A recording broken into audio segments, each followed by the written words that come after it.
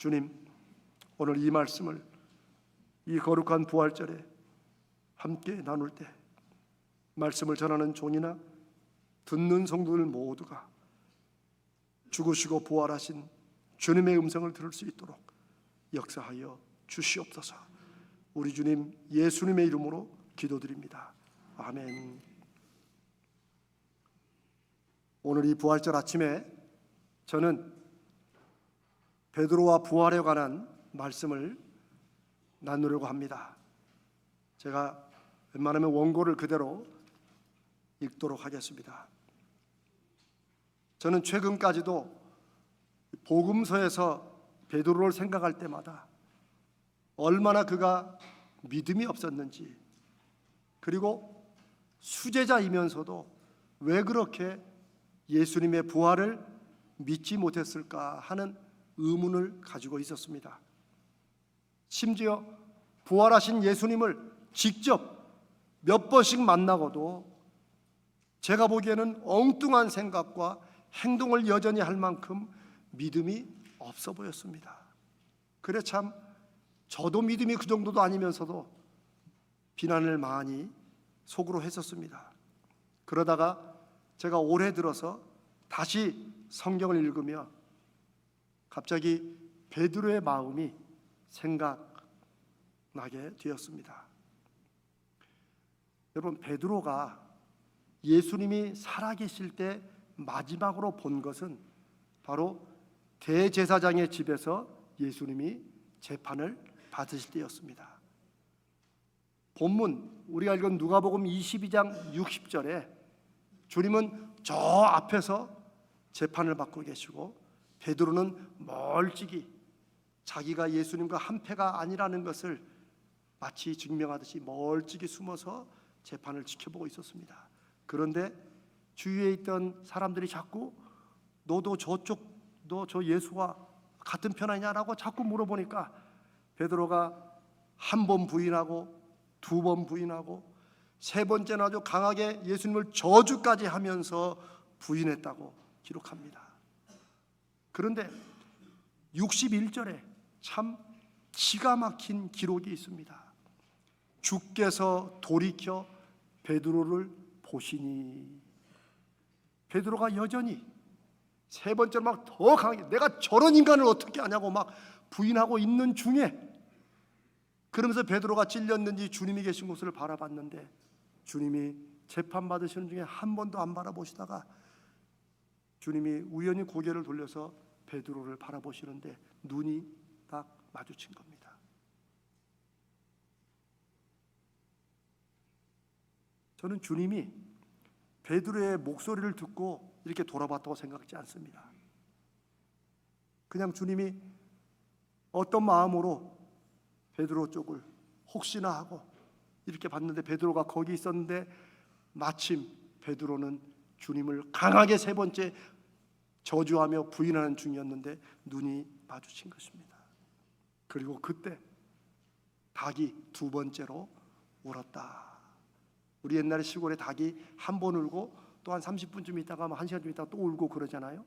주님이 하신 말씀이 네가 오늘 닭 두 번 울기 전에, 날이 새기 전에 네가 나를 세 번이나 모른다고 부인할 것이다. 베드로는 장담했지만 그러나 자기도 모르는 사이에 세 번째 부인하는데 주님과 눈이 마주치고 그리고 닭이 울고, 그리고 그때서야 자기가 지금 무슨 일을 했는지를 깨달은 베드로가 62절에 밖으로 나가 심히 통곡했다라고 성경이 기록하고 있습니다. 그런데 그때가 베드로가 3년 동안 그래도 자기 딴에는 모든 걸 버리고 함께했던 그 주님의 마지막 모습을 본 순간이었습니다. 베드로가 후회와 부끄러움과 정말 이런 마음속의 좌절과 여러 가지 감정으로 통곡을 했지만 베드로는 그 예수님께 용서를 구하거나 최소한 변명이라도 정말 제가 너무 어쩔 수 없이 그랬다고 변명 한마디도 못한 채 주님은 그날 아침 9시에 십자가에 달리셨고 못 박히셨고 12시쯤에 돌아가셨다고 성경이 기록하고 있습니다. 그리고 무덤에 장사되셨습니다. 그게 끝입니다. 베드로는 십자가 앞에 가지도 못했어요. 그리고 그것으로 모든 게 끝난 것처럼 보였고, 심지어 12제자 중에 누구도 예수님의 부활을 기대하지도 않았고 예수님의 말씀을 기억하지도 못했습니다. 그러니 예수님의 마지막 시간에 제자로서, 그것도 수제자로서, 주님이 잡히실 때 그냥 검을 어떻게 얼떨결에 휘둘러 가지고 귀 하나 잘라낸 거 외에는 아무것도 제대로 하지 못한 것은 물론이거니와 다른 무엇보다도 엄청난 부인과 배신을 했던 베드로의 입장에서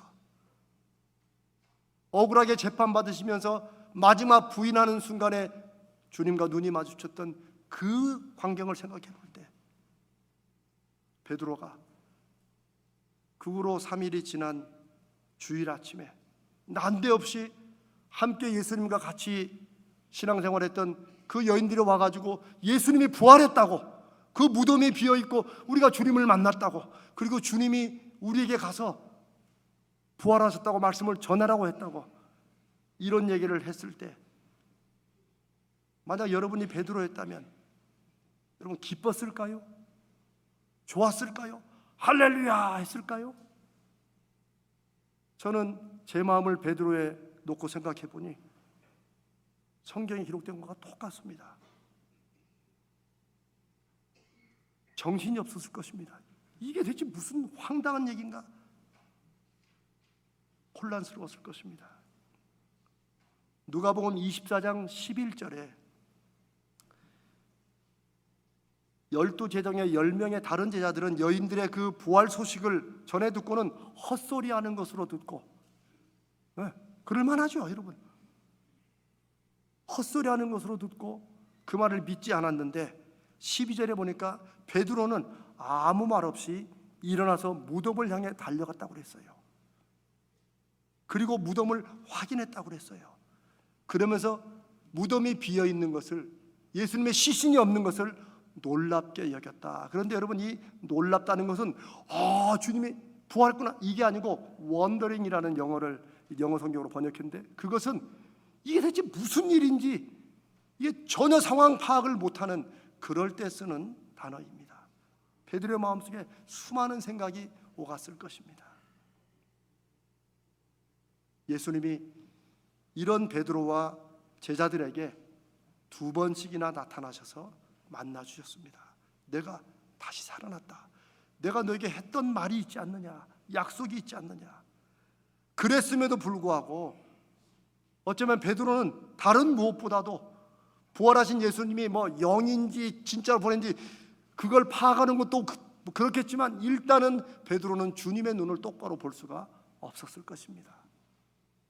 다른 사람 모르지만 혼자 빌라도의 법정에서 주님을 저주하고 부인하는 그 3번째 순간에 눈을 마주쳤던 그 베드로는 다시 살아나셨다고 말씀하신 주님 앞에 뭐라고 말을 할 수가 있었겠어요?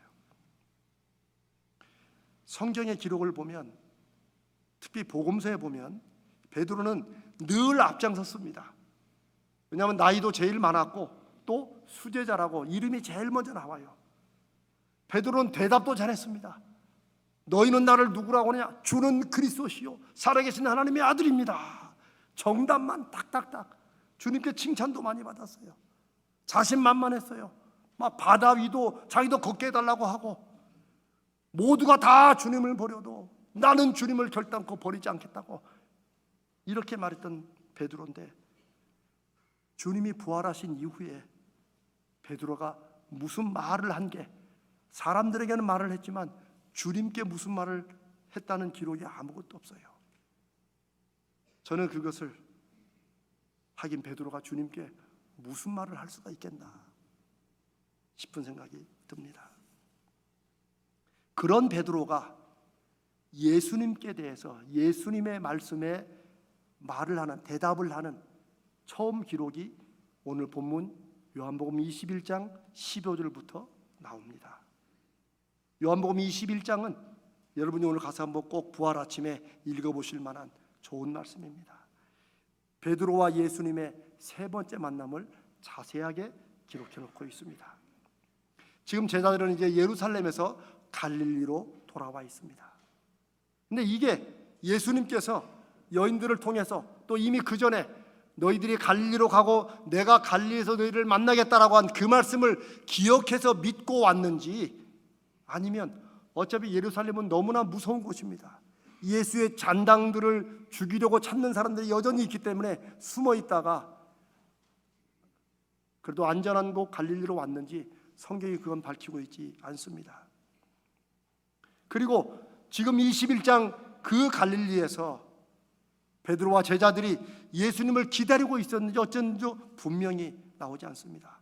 그런데 그때 하필이면 베드로가 나는 물고기나 잡으러 가겠다 라고 해요. 그러니까 다른 제자들도 그럼 나도 가겠다고 우르르 고기 잡으러 나가요. 이 참 이상한 일입니다. 기다린다으면 기다려 있든지.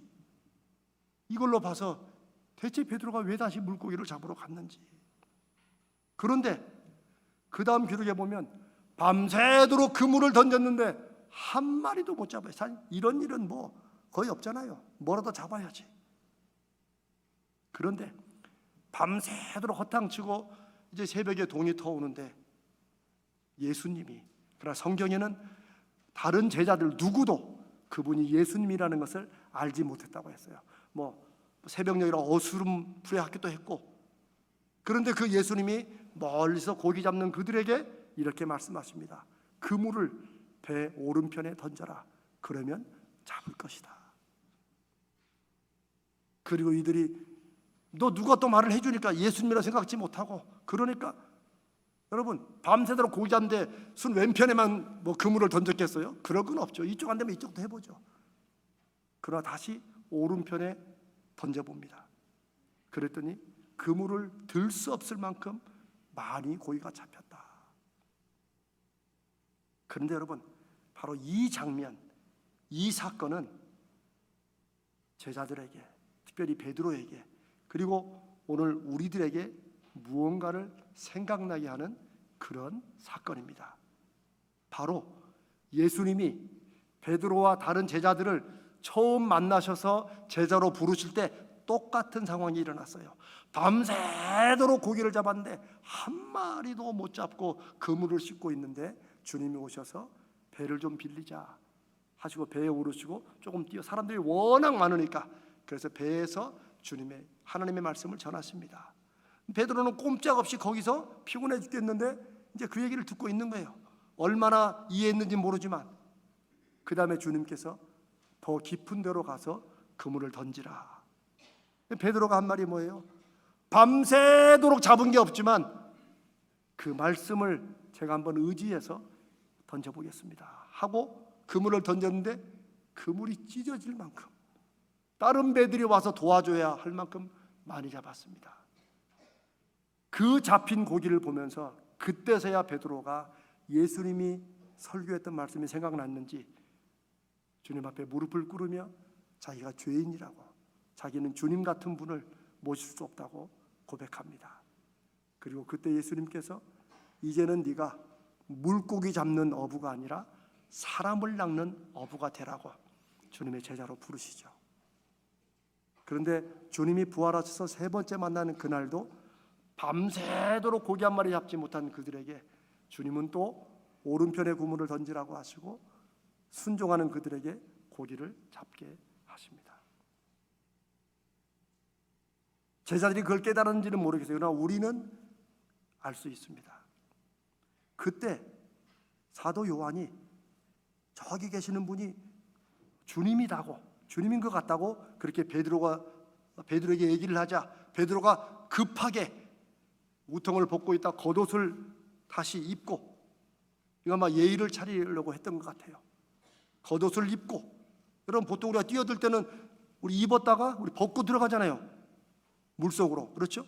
이런 걸로 봐서 겉옷을 둘러 입고 그건 주님을 만나러 간다는 것을 우리가 짐작할 수 있습니다. 그것을 두른 채 바로 바다에 뛰어들어서 주님께로 헤엄쳐 갑니다.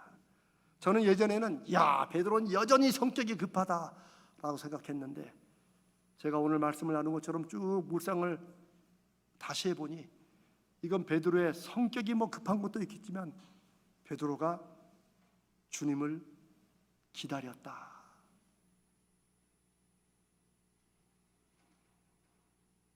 사람 낚는 어부로 부르신 주님을 3년을 따라다녔는데, 30년도 아니고 3년 해보고 나서 다시 예수님을 따라 물고기 낚는 어부로 돌아온 이 베드로는 그 마지막 순간 빌라도 법정에서 자기가 주님을 부인하고 저주할 때 마주쳤던 그 눈빛을 영원히 잊지 못했을 것이에요. 왜냐하면 베드로가 했는지 모르지만 저 같았으면 그랬을 것 같아요. 그런 베드로에게 주님이 다시 오셔서 물고기를 잡게 하시고 그 물가에서 기다리고 계시니 베드로는 차마 자기가 주님을 기다린다고 말할 수도 없고, 다른 제자들도 알잖아요, 자기가 이렇게 부인한 것을. 그러나 베드로는 너무나도 간절히 차마 요청은 못하지만 주님을 기다렸던 것입니다. 사람이 너무 기다리는 게 간절하면 조바심 나니까 가만히 있지 못하잖아요. 그러니까 고기나 잡으러 가야겠다, 뭔가 하는 이런 모습이라고 저는 정말 평생에 처음으로 이 부분이 그렇게 깨달아졌습니다. 그렇게 해서 아침 식사를 합니다. 잡았던 물고기를 구워서 먹는데 조용한 침묵이 흐르지 않았겠습니까? 도대체 거기는 쟤들 누구 하나 예수님을 배반하지 않은 사람이 없는데, 식사가 다 마치고 어쩌면 생선뼈 씹는 소리라도 날까봐 조심조심하는 그 순간에 주님께서 갑자기 베드로에게 물어보십니다. 요한의 아들 시몬아. 근데 이 이름 부르시는 게 참 특별해요. 예수님은 다 그전까지는 베드로라고 부르셨어요. 베드로는 별명이에요. 예수님이 주신, 반석이라고 주신 베드로, 그 별명이에요. 시몬은 옛날 첫 이름이에요. 근데 주님이 지금 부활하신 다음에 다시 만나셔서 다시 물고기를 잡도록 해주시면서 요한의 아들 시몬아, 이건 유대인들이 계속 부르는 이름이에요. 누구의 아들? 시몬아. 이것은 주님께서 베드로에게 이름부터 다시 시작하라는, 저는 그런 말씀으로 이해합니다. 그러면서 네가 이 사람들보다 나를 더 사랑하느냐, 이 얘기는 니네 11명 중에 누가 나를 더 사랑하냐라는 그런 경쟁, 그걸 묻는 것이 아닙니다. 베드로에게 어쩌면 예수님은 돌아가셨어, 그래도 우리끼리가 있으니까 라고 함께하는 제자들을 의지했고 그것 때문에 힘을 얻었을지 모르는 베드로에게 네가 이 사람들을 의지하고 사랑하고 이런 관계보다도 주님이 나를 네가 더 사랑하고 의지하고 믿느냐. 어쩌면 우리에게는, 저에게는, 여러분에게는 예수 믿는다고 하지만, 주님을 사랑한다고 하지만 사실 살다 보면 이것도 필요하고 저것도 필요하고 필요해서 쓴다고 했는데 나중에 보니까 그게 더 우리에게 든든한 의지가 되는 그런 우리에게 네가 이 모든 것들보다 나를 더 사랑하느냐라고 물으시는 질문이라 믿습니다. 그런데 그 질문을 3번씩이나 해요. 똑같은 질문을 3번씩이나 해요. 베드로도 내가 주님을 사랑하는 줄 주께서 아십니다. 핵심은 내가 주님을 사랑한다가 아니라 주님이 아신다는 거예요. 나는 사랑한다고 했지만 그렇게 하지 못했던 것도 주님이 아시고, 내 부끄러움도 아시고, 내 실패도 아시고. 근데 이걸 3번씩이나 물어보세요. 그러니까 베드로가 성경에 근심했다고 그랬어요. 당연히 근심이 안 됐겠어요? 주님이 나를 못 믿으시는구나. 그렇지, 나 같은 것을 믿을 리 있겠나? 아마 그런 마음일 거예요. 근심하면서 고개도 들 수 없는 그런 마음으로 베드로가 다시 대답합니다. 주여, 모든 것을 아시오네. 그 대답이 베드로의 마음속에 있던 대답입니다. 주님께 이거저거 변명할 것도 없어요. 주님이 다 아시는 거예요. 주여 모든 것을 아시오매. 그래도 내가 주님을 사랑하는 줄을, 내가 그래도 주님을 사랑하는 마음이 이만큼이라도 있는 것을 주님이 아시지 않습니까? 주님이 알아주십시오.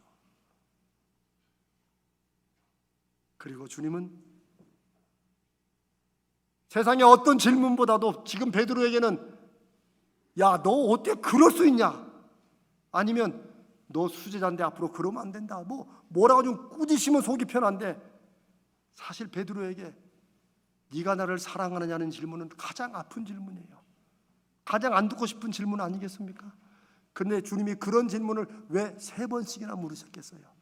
그것은 베드로가 3번이나 주님을 부인한 거, 한 번도 아니고 2번도 아니고 내가 3번씩이나 예수님을 내가 부인하고 저주했다는 그 죄책감과 눌림으로부터 주님이 이제는 회복시키시려고 똑같은 질문을 3번씩 물으셨다고 믿습니다.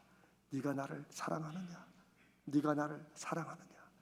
네가 나를 사랑하느냐? 그리고 그것으로 주님은 이미 베드로를 용서하신 건 물론이고, 왜? 주님이 이미 아셨어요. 주님이 우리의 연약함도 이미 아십니다. 그러니 우리가 믿음으로 살려고 애를 쓰다가 좀 실패하고 실망하고 이렇게 해도 우리 스스로 죄책감에 빠져서 주님과 멀어지면 안 됩니다. 왜요? 주님이 다 아십니다. 우리가 할 일은 그나마 베드로처럼 주여 모든 것을 아시지 않습니까?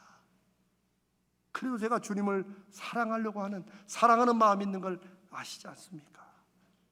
그 대답에 주님은 베드로에게 3번째로 똑같이 내 양을 먹이라. 이 내 양을 먹이라는, 이제는 네가 사람을 낚는 어부가 되라는 말씀의 또 다른 말씀입니다. 다시 베드로를 주님의 제자로 부르시고 세우시고 회복하시는 것입니다. 저는 부활 이후에 일어난 첫 사건은 어쩌면 제자이면서도 자기 살자고 누구보다 강하게 예수님을 부인했던 베드로를 주님이 다시 회복시키는 것, 그리고 그 제자들을 다시 불러주시는 것, 저는 이게 부활 이후의 첫 사건이라고 그렇게 확신합니다. 왜냐하면 여기에서부터, 이렇게 회복된 제자들로부터 위대한 일들이, 주님이 그들을 통하여 하시는 일들이 일어나기 때문입니다. 그래서 부활은 위대하고 거룩한 회복의 시작이고 모든 것을 회복하는 아름다운 출발이라고 믿습니다. 주님은 베드로와 제자들이 그랬듯이 우리에게도 먼저 일해야 되고, 사명, 우리가 요즘에 교회 가면 할 일이 많아. 만약 제가 여러분을 그렇게 믿음 생활을 하도록 했다면 저는 하나님 앞에 잘못 목회하는 것입니다. 또 여러분도 너무 교회 일이 많아서 힘드시거든 언제라도 다 내려놓으시고, 저에게 오셔서 다 내려놓으시고 다시 주님과의 관계에 여러분이 삶을 살면서 주님을 사랑하는지, 주님이 여러분 안에 있는지 그거 다시 돌아가셔야 됩니다. 왜냐하면 예수님이 그렇게 하셨기 때문입니다.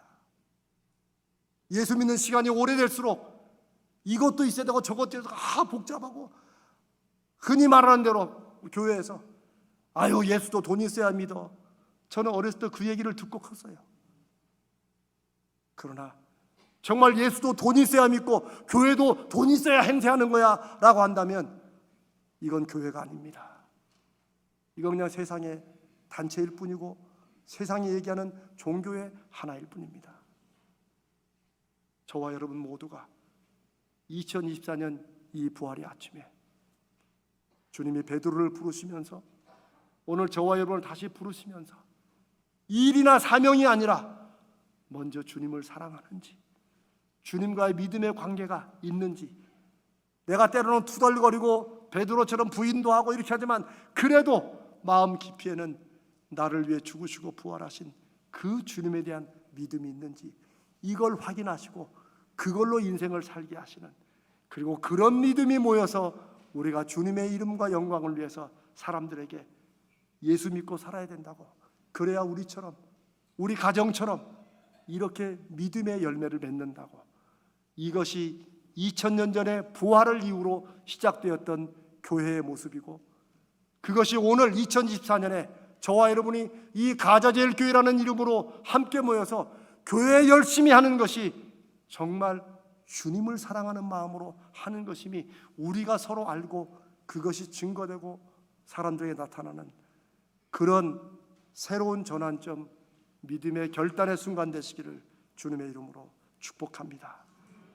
주님, 이 날이 우리를 회복시키시는, 여러분의 믿음은 물론이거니와 여러분의 가정, 여러분의 자녀, 여러분의 하시는 일, 그 모든 것을 부활하신 주님을 다시 만나시고, 그래서 그것이 회복되는 그런 놀랍고 위대한 전환점의 출발이 오늘 부활절 되시기를 주님의 이름으로 축복합니다.